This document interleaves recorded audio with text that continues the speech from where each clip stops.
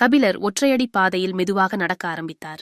இடப்புறம் கீழே வற்றி கிடக்கும் காட்டாறு, செடிகள், பாறைகள், அமைதியான காட்சி. அவர் மேலே நோக்கி பார்வை செலுத்தினால் செடிகளுக்கு இடையில் ஒரு உருவம் தெரிந்தது. ஒரு இளைஞன் கையில் வேல் கம்போடு சரசரவென மேலே ஏறி வந்தான்.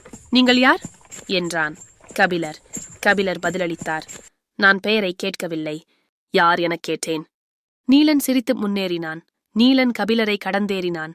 அவன் நடைவேகம் கம்போடு கையில் ஒளிமலையில் ஒளிர்ந்தது. கபிலர் முயற்சி செய்து பின்தொடர்ந்தார்.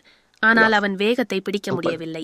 நான் புலவன், பேசும் ஒலியை ஓவியமாக வரைவதுதான் எழுத்து. கபிலர் குனிந்து குச்சியால் மண்ணில் அவன் பெயரை எழுதினார். அதை பார்த்த நீலன் கேட்டான், நான் யானையின் சாணத்தில் உட்காரும் ஈக்கியைப் போலவா இருக்கிறேன்? உனக்கு மனமாகிவிட்டதா? கபிலர் கேட்டார். இல்லை, விரைவில் நடக்கும். என்னவளைத்தான் பார்த்து வருகிறேன், நீலன் கூறினான். நீலன் வேகமாக முன்னேறினான். கபிலர் மெதுவாக பின்தொடர்ந்தார். பொதுவாக இவ்வளவு தூரம் ஒரு நாளைக்கு போய் வருவாயா? கபிலர் கேட்டார். நாளும் இருமுறை போவேன், நீலன் பதிலளித்தான். கபிலர் மனதில் சித்திரம் உருவாக்கினார். ஒரு ஊஞ்சல் போல் 2 குன்றுகளுக்கு இடையில் தினமும் நடக்கும் வீரன். அவன் கையில் வேல், வீரனுக்கே உரிய மிடுக்கு, சிறு கண்கள், உள்ளத்திலிருந்து உருவாகும் கேள்விகள். கபிலர் பாதையை மெதுவாக பின்பற்றி மேலே ஏறினார். நீலன் மலையின் உச்சியை அடைந்து காத்திருந்தான். வேகமாக நடக்க வேண்டும். சூரியன் மலையின் விளிம்பை கடந்துவிட்டால் இருள் படியத் தொடங்கிவிடும், விரைவில் வாருங்கள் என்றான்.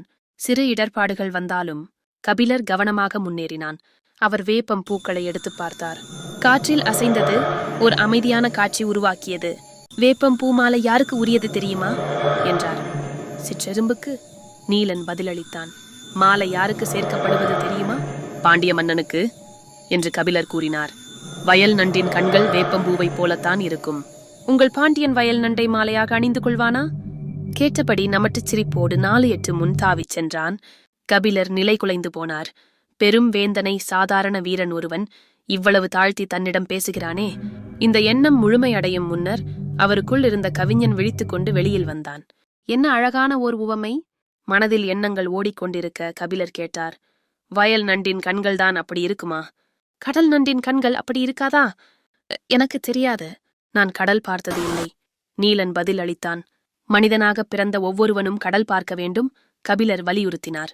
அது அவ்வளவு விரிந்து பறந்தது, அளவற்றது. முன்னால் போய்க் கொண்டிருந்த நீலன் சட்டென திரும்பி கபிலரை நேர்கொண்டு பார்த்து கேட்டான், எங்கள் பாரியின் கருணையை விடவா? கபிலர் மனதுக்குள் சுருங்கி போனார். பாரி வருவான்,